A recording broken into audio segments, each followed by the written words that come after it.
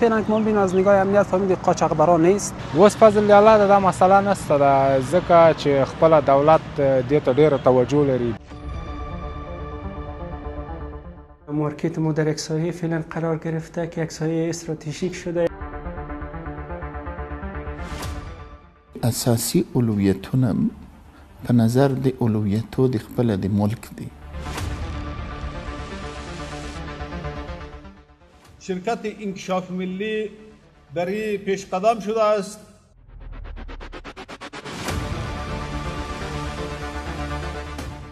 په افغانستان کې له تیرو څلورو کلونو راهیسې د سرپرست حکومت د واکمنۍ پر مهال کوم بدلونونه راغلي دي؟ دا بدلونونه څومره ژور، دوامدار او د خلکو د ژوند پر کیفیت څومره اغیزمن دي؟ په دې لنډ معلوماتي پروګرام کې هڅه کوو چې د آبادۍ، امنیت او اقتصادي ودې په برخو کې د وروستیو پرمختګونو په اړه واقعي معلومات راټول کړو. د هغو خلکو کیسې واورو چې له نږدې دا بدلونونه احساس کړي دي او دغه راز به له مسؤلینو واورو چې پلانونه یې څه وو او لا به څه ډول هڅې کوي. په پیل کې د هغه ځوان کیسه ده چې مارکیټ یې کلونه مخکې د یوې نقشې له مخې جوړ شوی و، خو د وخت بې نظمۍ او بې پلانه ودانیو د کاروبار مخه نیولې وه. اوس چې غیر قانوني ودانۍ نړېدلې او د مارکیټ یو ستراتژیک موقعیت خپل کړی دی، په اړه یې راسره خپله کیسه شریکوي.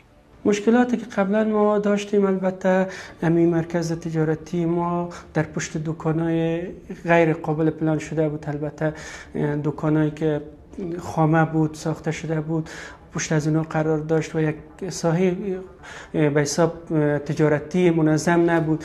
و با وجود از اینکه مثلا فعلا کار ساخت سازش هنوزم تکمیل نشده، اما مشکلات مردم واقعا حل شده در این مسئله. رای منظم شده، فروشات دکاندارای ما قناعت بخش است. البته در این مسئله دیگه ما یک سروی کلی که داشتیم از عواید مارکت، انشالله عواید مارکت ما رو به بهبود است و مستاجرین زیاد تقاضا میکنن که در این مرکز تجارتی داکین خود بیارن و کاروبار تجارتی خود شروع کنن و این خوشبینی وجود داره انشالله.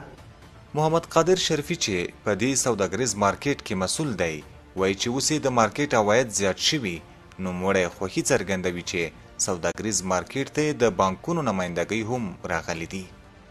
در این ساحه البته پلان‌های طویل المدت بود از دوره گذشته، البته که متاسفانه به کندی کارش پیش میرفتی، کارهای ساخت و سازش. دیگه خوشبختانه در این شرایط چند وقت پیشه که تا هنوز سرکم افتتاح هنوز نشده، کارش مکمل تکمیل نشده، اما واقعا مشکلات بسیار زیاد از هموطنای ما را حل کردن و مارکت ما در یک سایه فعلا قرار گرفته که یک سایه استراتژیک شده، یک سایه تجارتی است. البته مشکلات مردم تانستیم ما مرفوع بسازیم. اینجا بانک ها آمدن، نمایندگی های خود ایجاد کردن و همچنان مستاجرینی که ما داریم اینجا به حساب دکانای رهایشی را به حساب کرایه گرفتن. نگه در کل از کارکرد حکومت راضی هستیم. فعلا پلانا به شکل منظمش البته تطبیق میشه. شریفی چې په هیواد کې د آبادۍ او رغنیزو چارو په بهیر خوښ دی، خو په ځانګړي ډول د ښاروالۍ د فعالیتونو په اړه داسې وایي. واقعا نمی اگر موضوع شواق بینانه ما مد نظر بگیریم ببینیم، کارکرد شهرولی واقعا قابل قدر است.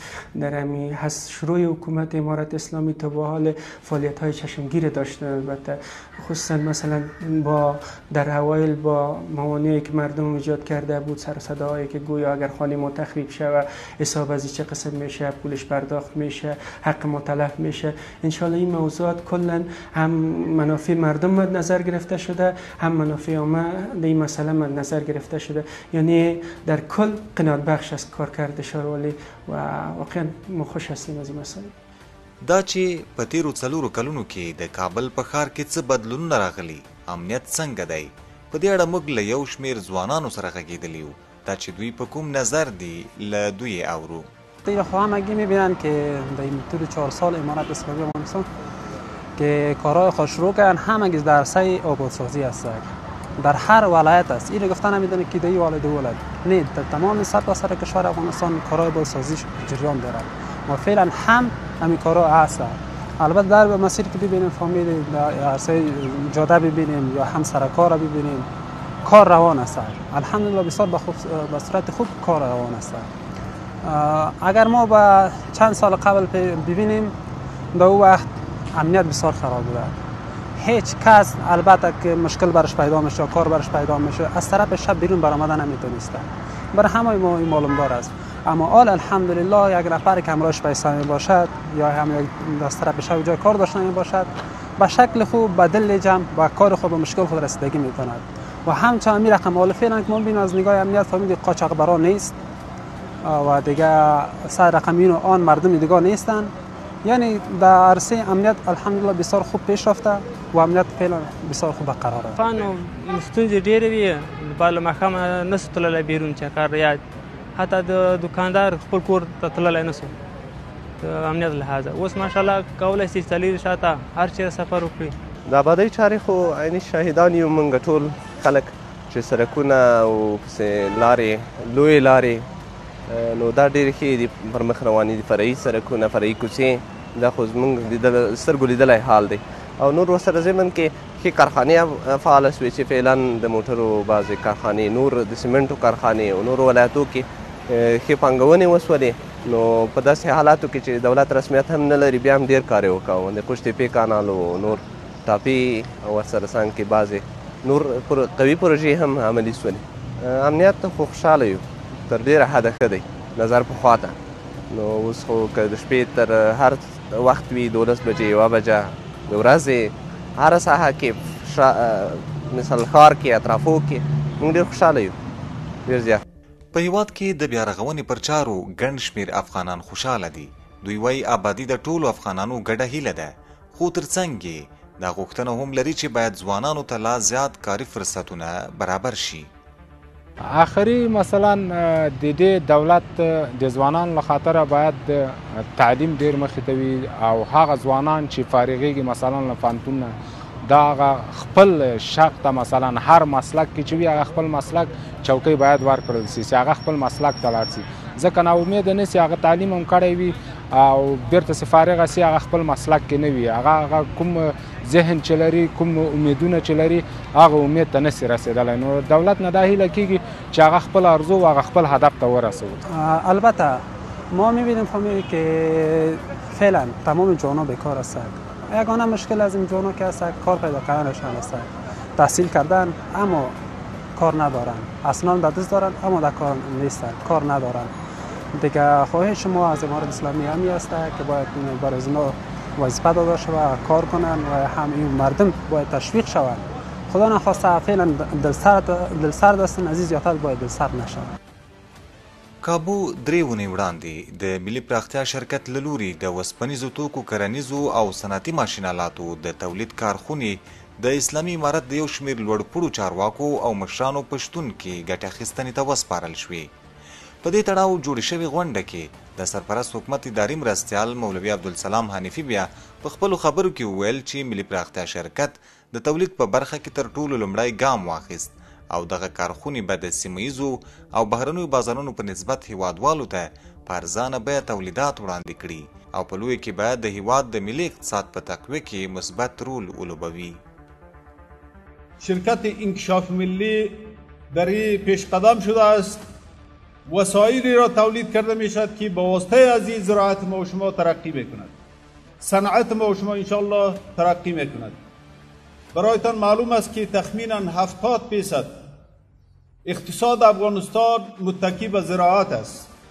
مردم افغانستان به مالداری و زراعت پیشه هستند.